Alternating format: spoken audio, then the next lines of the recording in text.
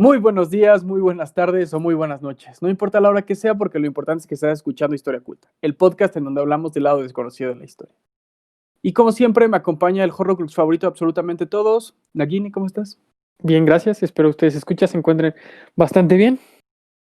Yo también espero que se encuentren bien y más con este frío que está haciendo. Espero que hayan sacado Recio. su cubrebocas de colcha de león, ese que todos tenemos en México. Y por si están supuesto, en Tabasquito, que estén bien con las inundaciones. creo que es más bien en Campeche, Nagui, No, donde en está el huracán. Tabasco una amiga se ¿También? estaba inundando, sí. Bueno, ojalá que está bien. Y por supuesto, su servidor, Dr. Dula o Daniel, como gusten llamarme, eso realmente no importa. Nagui, en este episodio voy a hablar de un tema que relaciona alquimia, profecías, el fin del mundo, gravedad, las leyes fundamentales del movimiento, óptica y tal vez, solo tal vez, magia negra. ¿Sabes de quién estoy hablando, Naguito? Ok, creo que me diste una idea bastante grande con las leyes fundamentales del movimiento. Entonces te diré que es Newton. Correctamente, es Newton, Nagui. Muy bien, muy bien. Veo que has estudiado los temas. Ah, bueno, es que eres ingeniero. Todavía no. Todavía no. Bueno. Amigos míos, sean todos ustedes bienvenidos a Historia Oculta, Newton, el alquimista profeta. Ta, ta, ta. Ta, ta, ta. Isaac Newton nació el 25 de diciembre de 1642 dentro de una familia moderadamente acomodada. Es hijo de Isaac Newton Sr. y de Hannah Iskove. Sin embargo, nunca conoció a su padre porque este murió cuando su esposa aún estaba preñadota. Estaba encinta, estaba cargada, estaba embarazada, como ustedes gusten llamarle. Según las memorias de Isaac Newton papá, ya llevaba tiempo con una enfermedad de cuerpo. ¿Qué es eso? ¿Quién sabe? Solo que estaba enfermo y pues se lo cargó San Juan de las Pitas. Isaac Newton nació prematuramente y era tan pequeño que ni su mamá pensó que pasaría de la noche. Sin embargo, pues sí pasó de la noche, como ya todo el mundo sabemos, ¿verdad? Pero fuera de eso no hay nada más que se recuerde durante sus primeros 3 años de vida. Pero poco después de cumplir 3 años, su mamá se decidió volver a casar. Su nuevo esposo sería un hombre de nombre Barnabas Smith y era una persona que coleccionaba libros, algo que le sería muy útil a Isaac Newton en adelante. Smith tenía 63 años, y Hannah 33. Los términos de la boda fueron negociados como si se tratara de un tema de negocios, valga la redundancia. El trato que quedó fue el siguiente. Era que Hannah y Smith se casarían y ella naturalmente se mudaría con él, pero Isaac se quedaría en la casa de los Newton, solito. No hay nadie aquí a mi lado. Con 3 años, güey. Con 3 años. Sus abuelos maternos se hicieron cargo de él. Qué buen pedo los jefes, güey. Simón, Bueno, la pues, jefa, porque el jefe no. ¿qué te digo? A cambio de abandonar a Newton, este recibiría una tierra por valor de 50 libras cuando cumpliera 21 años. Y la casa en donde él vivía, que era en Woodstrop, sería completamente reformada. Lo que es tan sorprendente no es tanto que Smith no quisiera que el hijo de Hannah viviera con ellos, sino que Hannah aceptara estos términos. Entonces, para no hacer el cuento largo, la mamá de Isaac lo abandonó por un culito. El matrimonio duraría 8 años hasta la muerte de Smith y Hannah regresaría a la casa con Newton, pero con crías del otro matrimonio. Ya, yo ahora sí bien perra. ¿Qué te digo? Isaac empezó a tener muchas broncas con su madre, así que Hannah decidió mandarlo a una escuela que se encontraba a 7 millas de la casa para que se quedara a vivir por allá. El pueblo era Grantham, a donde lo mandó, porque en lugar de lidiar con tus problemas, mandas a tu hijo a la chingada, que por supuesto está traumado porque lo abandonaste, ¿no? La escuela Pasa se llamaba... nada. ¿Mande? No pasa nada. Al final se vuelve un genio, ¿no? Sí, pues sí, pero no podía mantener relaciones humanas. La escuela se llamaba King's School y daban las materias más importantes de la época, latín, griego y estudios bíblicos. A Newton le fue bien ahí, por lo que mejor les voy a contar cómo fue su primer contacto con la química y la alquimia.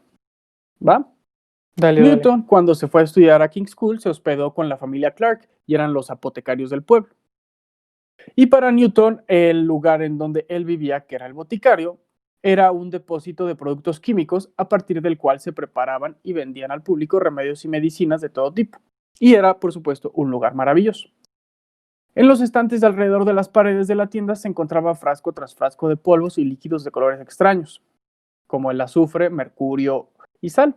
La tienda le proporcionó su primera experiencia de las posibilidades químicas. También le ofreció la oportunidad de llevar a cabo sus propios experimentos. Sabemos por los cuadernos sobrevivientes que Newton no se limitó a observar al señor Clark.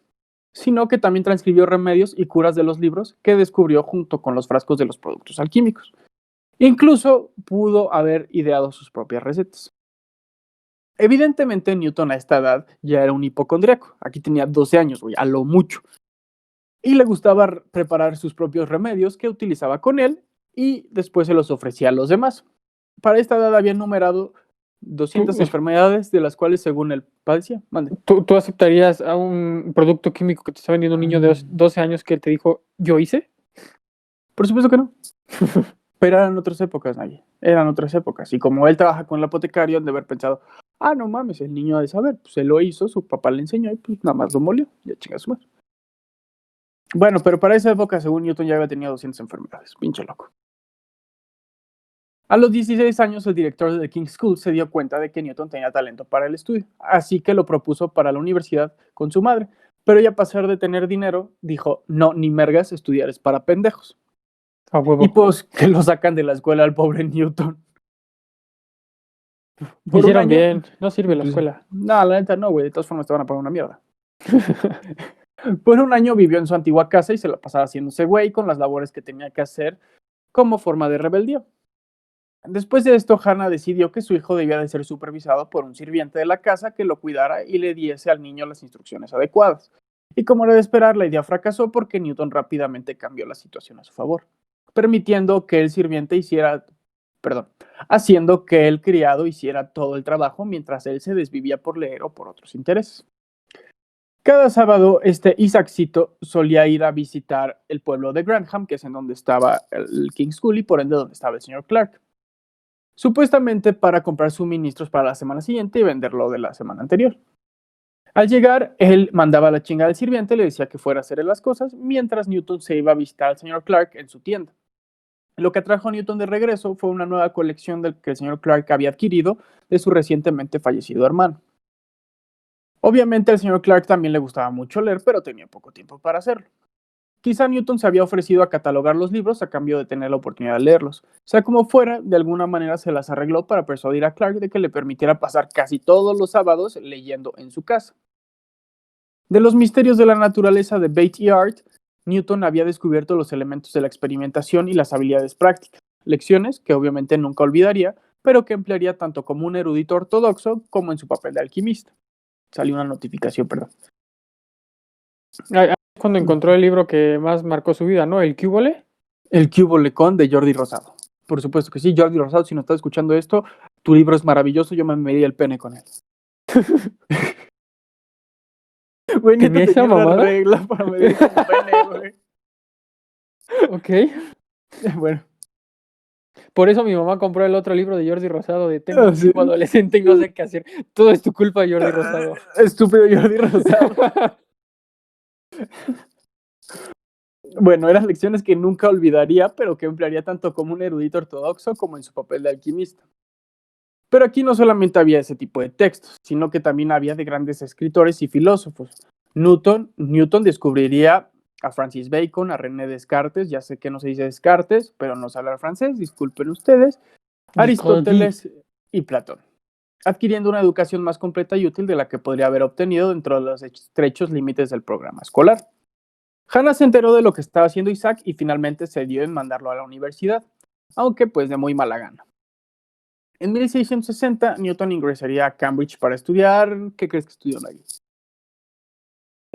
Pues química, ¿no? Nel. Física. Nel. Matemáticas. Nel. Mapping. ¿Qué es mapping? Matemáticas aplicadas para la ingeniería. Perdón, güey. Pues no es hacer mapas del mundo, güey. Yo dije, es otra ciencia de los millennials y white Texicans. Pues no, allí estudió artes. Ah, cabrón. Sí, güey. Y ahí pasó sin pena ni gloria, siempre en conflicto con los demás por su fe puritana. El puritanismo le ofrecía un mundo con estrictos límites emocionales y excusas suficientes para no juntarse con absolutamente nadie, ya que predicaba que los pilares gemelos eran Dios y el conocimiento, que el conocimiento se adquiría a través de una búsqueda dada por Dios. Y pues obviamente con el puritanismo él se podía dar la libertad de mandar a la verga a todo el mundo y hacer lo que le gustaba. Decía, soy puritano, no me hables de chingatura, ¿no? Bueno, y así estaban las cosas hasta 1663. Newton experimentó en este año un cambio radical de enfoque. Durante una conferencia, mientras tomaba notas meticulosas de las enseñanzas de Aristóteles, a media página se detuvo abruptamente. Luego, después de dejar docenas de páginas en blanco, escribió en la parte superior de una de ellas algunos problemas de filosofía, haciendo referencia a que pues, ya le valía madre los problemas filosóficos y que se estaba empezando a interesar en otras cosas. Debajo de esto escribió: soy amigo de Platón, soy amigo de Aristóteles, pero la verdad es mi mayor amigo. Esto marca el punto en el que Newton se aleja de la tradición y comenzó a cuestionar todo lo que se le enseñaba. Y ese cambio se debió en gran parte a que conoció a un señorcito llamado Henry Moore. Pero Nagui, ¿quién era Henry Moore? Yo sé que no sabes, te lo platico. No, qué bueno. Era un hombre que estaba interesado en todas las áreas de la filosofía natural y el misticismo, y un miembro destacado del grupo de compañeros conocidos como los platonistas de Cambridge. Los platonistas de Cambridge creían que el mundo estaba impregnado de espíritu, lo que Moore denominó como el espíritu de la naturaleza. Moore decía que este espíritu místico mediaba entre Dios, que era la fuerza que ponía en acción las cosas, y entre el universo físico en el que vivimos. Es decir, en términos alquímicos, Dios era el azufre, representando el apartado divino, el universo mecánico era el mercurio y el espíritu de la naturaleza era la sal, que fungía como medio para que los dos anteriores se pudieran unir. Estos tres elementos, azufre, mercurio y sal, son la base de toda la alquimia. Sin embargo, hay que tener en cuenta dos cosas. Uno, no se trata de los elementos químicos normales, sino que se trata del azufre de los filósofos y el mercurio de los filósofos. Ya les dejo a ustedes que investiguen qué es eso y cuál es la diferencia, pero para que sepan que no estoy hablando específicamente de los elementos químicos. Y dos, la sal no es tan necesaria como usted cree, ya que fue hasta Paracelso que hubo una introducción de este elemento, completando así la tríada que conocemos: sal, mercurio y azufre. ¿Van bien? Ok. Bueno, y sería Henry Moore, junto con otro personaje, quien introduciría a Newton a la alquimia, pero eso tendría que esperar, ya que una plaga azotó a Inglaterra y Newton se vio obligado a regresar a su casa en 1664. En su casa, Newton empezó a experimentar con la luz, con experimentos tan novedosos y seguros como ver el sol directamente o meterte un cuchillo en el ojo para ver cómo la luz se veía diferente. Mucho azufre y mercurio hace que te falle un poquito el La cerebro. mente, ¿no? ¿Te imaginas a Newton, güey, sacándose un puto ojo, güey? Güey, yo creo que por eso nadie se le acercaba. Es como de, le vienes a preguntar algo sobre la escuela y lo ves sacándose un ojo, como, ok, regreso después. Newton era el emo de la época, güey. Nada más que en lugar de cortarse en las muñecas, güey, Sí. se sacaban los ojos. Bueno, después de hacer esta mamada, obviamente casi se queda ciego. Y se dio cuenta que tenía que aprender matemáticas porque pues nunca había llevado matemáticas. Una vez que aprendió matemáticas, Newton empieza a desarrollar su teoría de la gravitación. Cuando un día, según el propio Newton dijo en su vejez, vio cómo caía una manzana y empezó a preguntarse por qué las cosas caían hacia abajo. Para ese momento Newton tenía 22 años, güey. O sea que la manzana no le cayó en su cabeza, güey. No, la manzana no le cayó en su casa. Me estás mintiendo, güey. No, no te estoy mintiendo, te lo juro, juradito. 22 años el vato. 22 años, yo estaba borracho en los bares, güey, en lugar de estar estudiando mi carrera. Bueno, todavía me quedan como 6 meses, güey. Sí, güey. Bueno, para que veas lo que puede hacer la mente de un genio, güey. Puta madre. Tengo que sacarme primero un ojo para hacer Creo algo que sí chingón, o... influye ver el sol directamente, güey, y después picarte el ojo con un cuchillo. Ok, bueno, en 6 meses sabremos los resultados. Sí, gracias, Nagui. La universidad reabrió sus puertas para 1667 y ahí conoció a Isaac Barrow, el entonces profesor lucasiano, y la otra persona que influiría en sus trabajos alquímicos. Isaac Barrow era una persona completamente opuesta a Newton. Era fanático de enseñar y a menudo era ingenioso y alegre. En cambio, a Newton nunca le gustó enseñar. De hecho, nadie nunca asistió a sus clases. Y normalmente daba clases a las paredes, pero eso no le molestaba, ya que para él eso solamente era un trámite que tenía que cumplir para poder seguir haciendo sus experimentos con financiamiento. Eran tan opuestos Barrow y Newton que su asistente Humphrey Newton, que nada tiene de parentesco con él, solo vio a Newton reírse una vez en la vida. Cabe recalcar que Newton estuvo con Newton por más de 20 años. Y seguro fue un chiste pendejo, así como de necesito ir a hacer del 3.14 3.14. Sí. Sí, seguramente fue algo matemático, güey. Bueno, continuando con Barrow, este también era muy fans de viajar. Por ejemplo, en 1655 descubrió que sus opiniones políticas eran bastante impopulares en el ámbito académico y que amenazaban con truncar su carrera. Así que aprovechó la oportunidad para pedir una beca y viajar durante 4 años por toda Europa con ella. Siendo sinceros, yo hubiera hecho lo mismo. Perfecto. Pero no menciono esos viajes nomás porque sí, sino que fue en uno de ellos cuando Barrow se topó con la alquimia por primera vez, un interés que persiguió durante el resto de su vida. Barrow, cuando conoció a Newton, no quedó impresionado. Sin embargo, al pasar el tiempo, se dio cuenta de que Newton era una mente privilegiada, güey. No mames, pues sí, obviamente. Como que no te tardas mucho en darte cuenta, ¿no? Pues es lo que yo digo. Bueno, nunca lo conocí, entonces no te lo puedo decir a ciencia cierta. Pues yo tampoco, pero he leído el Principia Matemática. Bueno, Sí. así que obviamente le empezó este Barrow a platicar sobre alquimia y este se vio muy interesado en ella. Para la primavera de 1667, Newton empezó a perder el interés en las matemáticas y se empezó a obsesionar con la alquimia. Así que empezó a estudiar como loco las obras del gran experimentador de la época, un tal Robert Boyle. ¿Sabes quién es Robert Boyle, Nagy? Me suena muchísimo. Y sé que no es Tyler Boyd, el receptor de Cincinnati, No, y pero tampoco me estoy suena hablando mucho, de Burrow, el quarterback de Cincinnati. me suena muchísimo. Alguna vez lo vi en la escuela, güey. Seguramente sí. Bueno, pues este Robert Boyle es ni más ni menos que el padre de la química moderna, pero Ahí está. también el alquimista. Sin embargo, él trataba el tema de la alquimia desde una perspectiva más científica. Boyle, como ya les dije, practicó tanto la alquimia como la química y utilizó muchos de los aspectos esotéricos de la de la alquimia para avanzar los límites teóricos de la química. Boyle había comenzado sus experimentos alquímicos unos 20 años antes que Newton, en 1646, y además de escribir una colección de textos secretos, ya había publicado varios libros de química. El más importante e influyente fue uno de nombre El quimista escéptico, publicado en 1661. En él se puso la piedra angular de muchas de las ideas teóricas en la química e hizo una clara y definitiva distinción entre la química y la alquimia.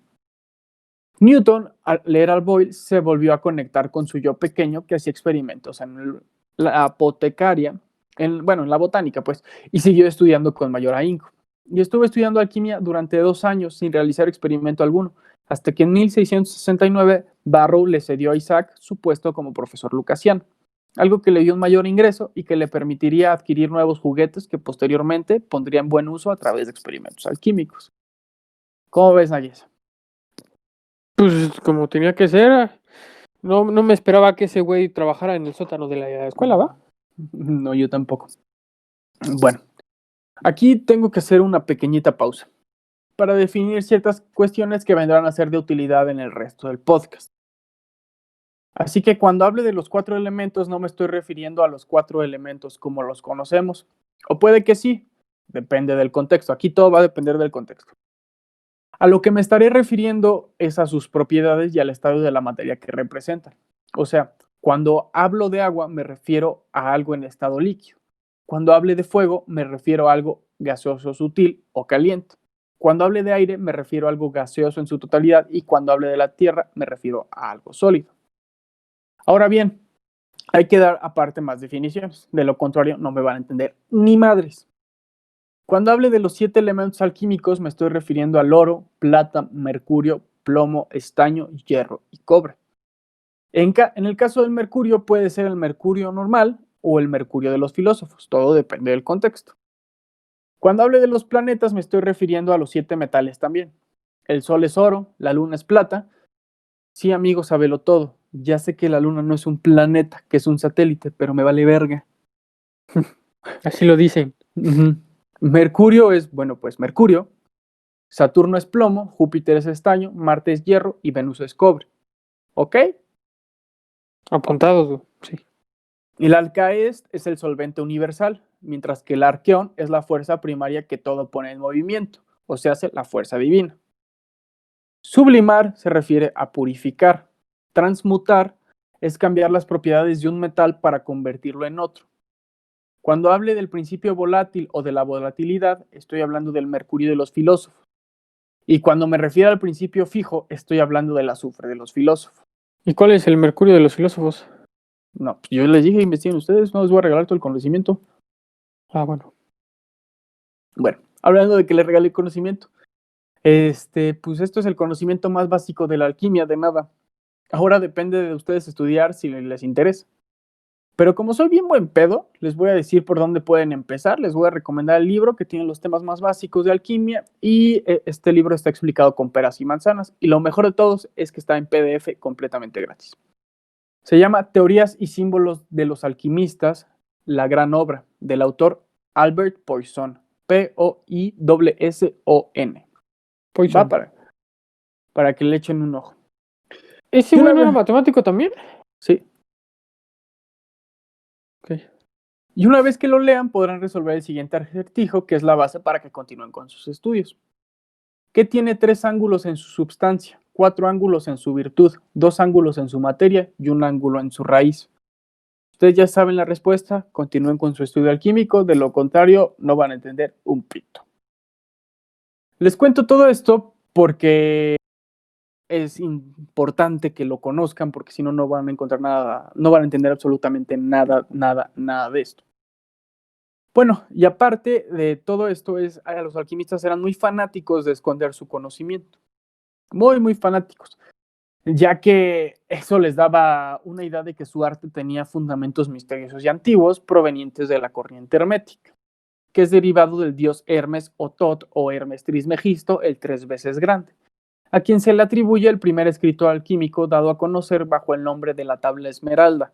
Léanlo, está muy bueno, son 2 páginas. Y con esto que les acabo de decir, medio le van a entender. Aunado a que ocultaban su conocimiento porque, pues, número 1, era considerado herético y castigado con la muerte, aún en los tiempos de Newton, y 2, porque uno no le avienta las perlas a los puercos. Muy bien, Dagui, aviéntate un chiste que voy a tomar agua. Bueno, hablando de huérfanos, que cuando vayas a un McDonald's pide una hamburguesa de huérfanos, ¿Por qué, güey? sin papas. Eres un pendejo, güey. Neta, eres un imbécil, güey. Bueno, continuando con Newton, a partir de 1670 empezó a llevar una doble vida. Por un lado estaba el Newton investigador, científico, genio y moldeador de un nuevo enfoque de la ciencia, y por otro lado estaba el Newton alquimista, ocultista, profeta y buscador del conocimiento arcano. Newton se dio cuenta de que no podía revelar lo que estaba haciendo en materia de alquimia, aparte de, pues, porque lo podían matar, porque le podía quitar toda credibilidad científica, ya que los químicos consideraban a los alquimistas como unos herejes, mientras que los alquimistas consideraban a los químicos como unos vulgares. Los alquimistas se consideraban superiores a los químicos, principalmente por la creencia de que sus practicantes, principalmente por la creencia de que la alquimia requería una interacción entre el experimento y el experimentador, y que para ser un alquimista exitoso uno tiene que ser puro de espíritu para recibir comprensión por transmisión divina. De ahí es que muchas veces se haya intentado relacionar a la química con la cábala, porque la cábala plantea que todo conocimiento viene de un ser superior y todo conocimiento es divino. Todo conocimiento proviene de Keter, llega a Jochma en donde se capta la esencia, pasa a Binah que lo descompone en una idea comprensible para que después la Sefira oculta de Dat lo pueda expresar. Si ustedes me entendieron, amigos míos, qué chingón. Si no me entendieron, busquen el árbol de la vida y las Sefirot. Los quiero mucho. Newton compiló un glosario que incluía nombres químicos, aparatos y una lista de términos en un total de 7,000 palabras de extensión, teniendo cada término y nombre una breve definición. Newton comenzó a reunir su material de investigación y a comprar aparatos de laboratorio durante varios viajes a Londres. Durante el primero de ellos, en algún momento a finales de 1669, tuvo la oportunidad de contactar a una red de alquimistas y traficantes de libros especializados en el tema alquímico, con lo cual pudo obtener textos prohibidos. Su contacto más útil fue un tal William Cooper, un hombre de impecable reputación, pero también un traficante de manuscritos ilegales y muy buscados. A través de Cooper, Newton adquirió algunos de los tratados de alquimia más importantes disponibles en ese momento en toda Europa. El librero consiguió todo lo que le pidió Newton gracias a una red subterránea de alquimistas y experimentadores de Londres. ¿Cómo ves? Ya está metido en la mafia el pinche Newton. Ay, era el Chapo de los alquimistas, güey. Pinche loco a la verga, ¿no? Simón. También en sus viajes a Londres, Newton consiguió comprar un conjunto de productos químicos, así como 2 hornos que fueron entregados a sus aposentos en Cambridge. Ya con eso, Newton tenía lo suficiente para empezar con su experimentación. Pero lo más importante, al ponerse en contacto con Cooper y otros comerciantes de la capital, Newton también había entrado en una sociedad totalmente secreta de alquimistas que había florecido durante siglos y que impregnaba secretamente todos los estratos de la sociedad. Los alquimistas de esa época se referían entre ellos a través de nombres simbólicos. El de Isaac Newton era Jehová Sanctus Uno, un Dios santo, que era un anagrama en latín de su nombre, Isaacus Newtonus. Nada pendejo. Y aparte, de paso, hacía clic con sus creencias de que solamente había un Dios y que no existía el trinitarismo, cosa que les voy a explicar más adelante. Entonces, pues, eso estuvo chido. Me gustó su nombre simbólico, Jehová Sanctus Unus. Así que, una vez armado con contactos, un laboratorio decente y su nombre simbólico, Newton empezó en su trabajo alquímico, algo en lo que se distinguiría de todos los miles de alquimistas que lo precedieron, pues desde el principio aplicó sus métodos de toma de notas, atención meticulosa al detalle y un genio de la observación. Bueno, sus primeros experimentos fueron sobre la naturaleza de los metales. Para él, el más importante de todos era el mercurio de los filósofos, pues según él era el vehículo por el cual todos los metales podían ser transmutados, y ese pensamiento se debía a que Newton creía que el mercurio era la materia prima de todos los metales. Algo que no les expliqué y que les tengo que explicar es que la materia prima o Gile es la materia de la cual parte todo. Es decir, todo surge de ella y siempre es la misma, con la única diferencia de que los elementos se ven representados en diferentes cantidades, lo cual le da una forma distinta a cada cosa. ¿Me expliqué? Sí. Ok. El concepto de la materia prima también fue analizado por Jung durante su extenso estudio del significado psicológico de la alquimia. También les recomiendo el libro de Psicología y Alquimia de Carl Gustav Jung, por si les interesa, y también si les interesa de Jung, el libro rojo, en donde trata acerca de los arquetipos de la conciencia colectiva. Muy interesante. Y Jung, curiosamente, era aprendiz de Sigmund Freud, pero pues ya para esta época Jung rebasó a Freud. No es de extrañar, por tanto, que los primeros experimentos de Newton incluyeran un intento de producir esta sustancia aparentemente más sutil, es decir, el mercurio de los filósofos. Tomó como guía a Robert Boyle, que ya había realizado experimentos con el mercurio, pero Newton impulsó los principios más allá. Los aplicó con mucho más cuidado. Aquí voy a hablar de temas químicos como reacciones y esas cosas, por favor no se me vayan a perder. Las instrucciones de Boyle para la producción del mercurio de los filósofos implicaban la disolución del mercurio común en ácido nítrico, seguido de la adición gradual de limaduras de plomo. Newton siguió las instrucciones con precisión y produjo un precipitado de color blanco. Un precipitado es cuando haces un sólido a través de un líquido. Bueno, este precipitado de color blanco era una sustancia hizo el precipitado de color blanco, también hizo una solución incolora y una sustancia de plata en el fondo del crisol. El crisol es otra forma de llamar al horno. ¿Va? No había nada sorprendente en ese descubrimiento. Luego hizo el mismo experimento con los demás metales alquímicos. Por ejemplo, con el estaño produjo de nuevo un metal plateado y una solución incolora. Con el cobre, la solución pasó al color azul junto con el metal plateado. Todo fue muy decepcionante y después de eso dejó de seguir la línea de razonamiento tradicional e intentó usar el fuego para alterar el producto. Después de pasar varios meses en estos experimentos, Newton abandonó los métodos de Boyle y recurrió a los suyos, esta vez usando antimonio como material de partida. El elemento antimonio se encuentra en un mineral natural llamado estivito. Newton se vio interesado en el antimonio porque cuando se sublima parece tener afinidad con el oro y los demás metales alquímicos, ya que al combinarse con ellos se obtenía algo conocido como el Regulus, que es parecido a una estrella cristalizada. Imagina una estrella de cristal, eso es el Regulus. ¿Va? Ok. Y aquí les voy a... Dime. No, iba a decir qué tipo de estrella, pero está bien. Pues una estrella de diversas puntas, nada más que de cristal. Sí, ya. Bueno, amigos míos, si a usted le interesa producir Regulus, yo le voy a contar cómo se produce el Regulus con las palabras del propio Isaac Newton. Ufas. Primero, que el fuego sea rápido. Segundo, que el crisol sea calentado a fondo antes de introducir nada. Tercero, que los metales se introduzcan sucesivamente según su grado de fusibilidad. Cuarto, que permanezca en pie algún tiempo después de la fusión antes de ser vertidos de acuerdo con la cantidad de regulación que produzcan.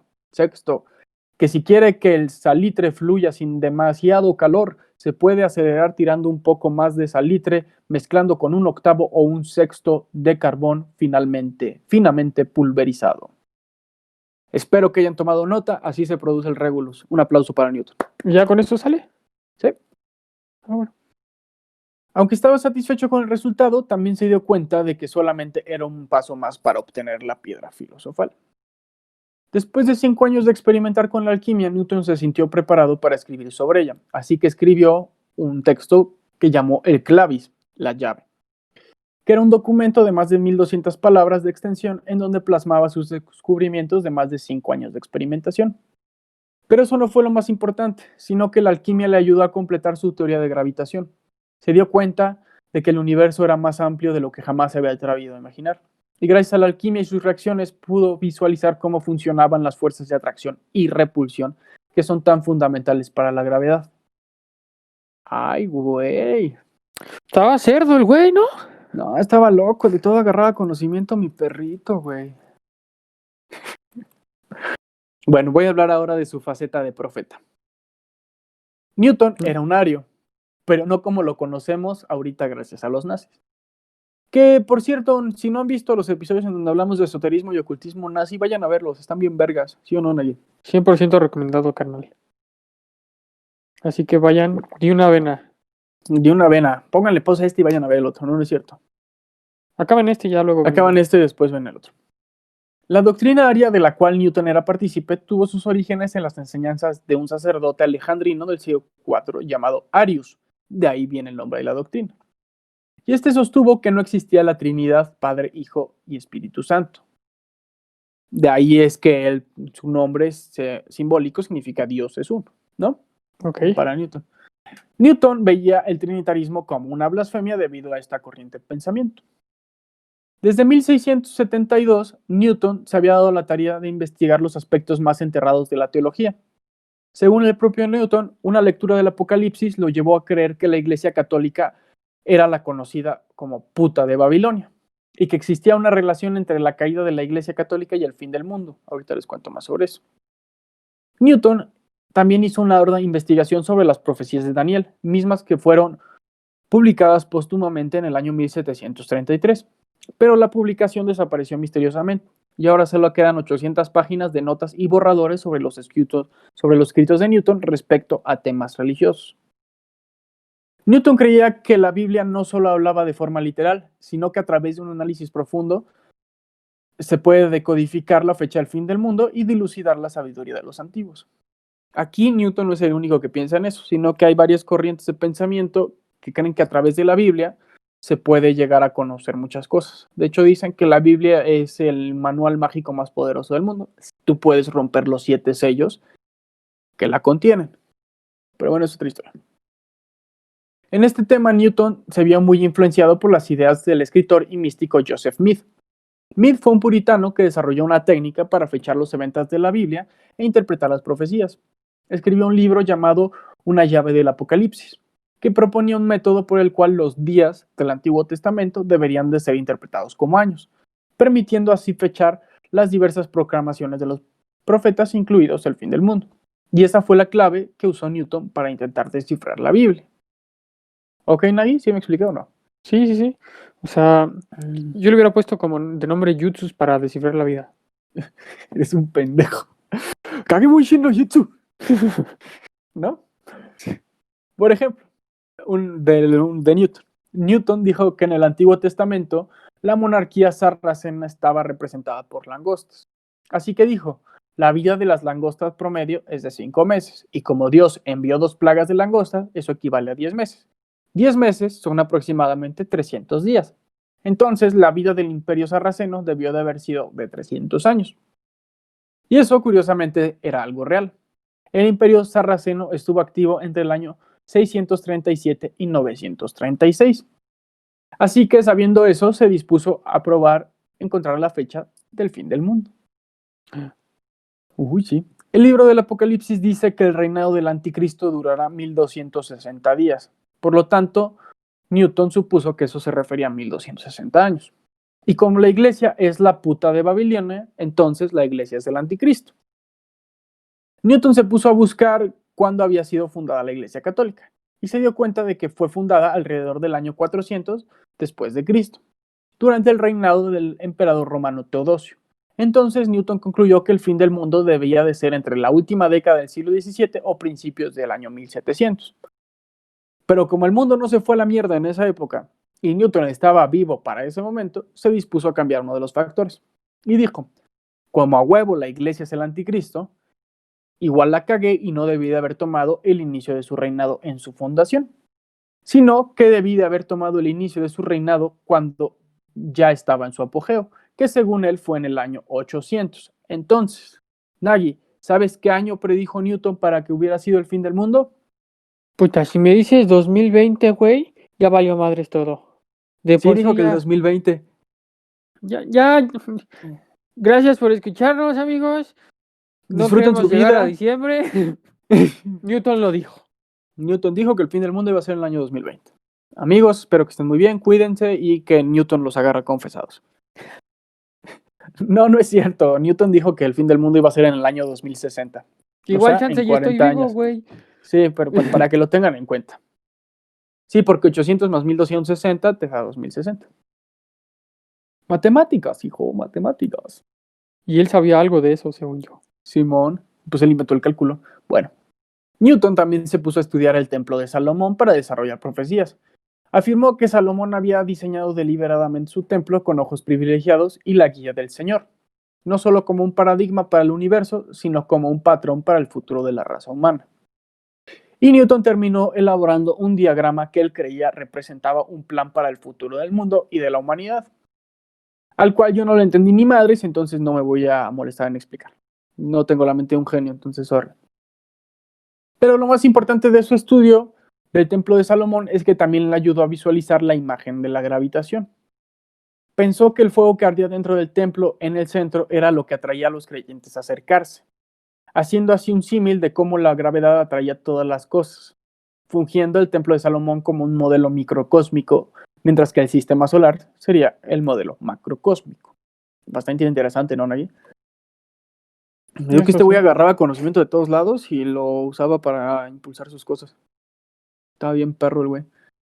Para la década de 1680, Newton se obsesionó con el éter o con el arqueón, teoría que tomó de los alquimistas que le precedieron. Durante siglos, los alquimistas habían observado cómo se producían las reacciones químicas y qué era lo que los facilitaba, notando, por ejemplo, que algunas reacciones requerían fuego, mientras que otras no. A partir de estas observaciones realizadas durante más de 2 milenios, llegaron a creer los alquimistas que había un espíritu trabajando en estas operaciones. Y esto pensaron era como la piedra filosofal podía realizar sus maravillas. Los principios activos, guiados por Dios y canalizados a través del alquimista, permitían al espíritu mutar la materia. La física moderna nos dice que hay 4 fuerzas fundamentales en la naturaleza. Nagy, tú eres ingeniero. ¿Cuáles son las 4 fuerzas fundamentales? Pues fíjate que al chile no me acuerdo. No mames, cabrón. Bueno, te las digo. ¿Qué güey? Me ponen problemas de un avioncito va rápido. ¿Qué pasa si el aire le pega y a qué velocidad va? Resistencia. Bueno, las fuerzas primordiales de la naturaleza son la nuclear fuerte y nuclear débil, el electromagnetismo y la gravedad. Los alquimistas obviamente no tenían ni puta idea de que estas eran las fuerzas de la naturaleza, así que lo explicaron diciendo que solo era posible con influencia divina o espiritual, al igual que Newton. Newton tomó este concepto y llegó a la conclusión de que la gravedad operaba de manera similar, por un aspecto del arqueón, que era la fuerza que mantenía el flujo y reflujo del espíritu. Ay, güey, ya le moví, no mames. Espérate. Chingada madre. Tranquilo, piensa en Newton, todo va a estar bien. Ya lo encontré. Todavía nos Durante- quedan 40 años por vivir. Durante varios años, Newton había estado luchando por acomodar el concepto de un éter corpóreo con sus pensamientos sobre el mecanismo de la gravedad, siendo una expresión de un principio activo, pero sin éxito. Un famoso experimento que realizó fue la prueba del péndulo, que tenía por objeto probar la existencia del éter. La idea era que el péndulo se ralentizaba por dos razones. La primera era la resistencia del aire y la segunda la resistencia causada por el éter a través del cual se movía. Newton, poniendo un péndulo al vacío, observó que aún así el péndulo desaceleraba. Su conclusión fue que el éter era capaz de penetrar toda materia e interactuar con ella, ralentizando y finalmente deteniendo el péndulo. Para verificar eso, Newton llevó a cabo una serie de experimentos adicionales utilizando un péndulo. Primero llevó a cabo el experimento con un péndulo hueco y vacío en un armario sellado sin aire y observó la tasa de retardo del movimiento del péndulo. Luego llenó el péndulo con cantidades variables de diferentes materiales para ver si el retardo se veía afectado.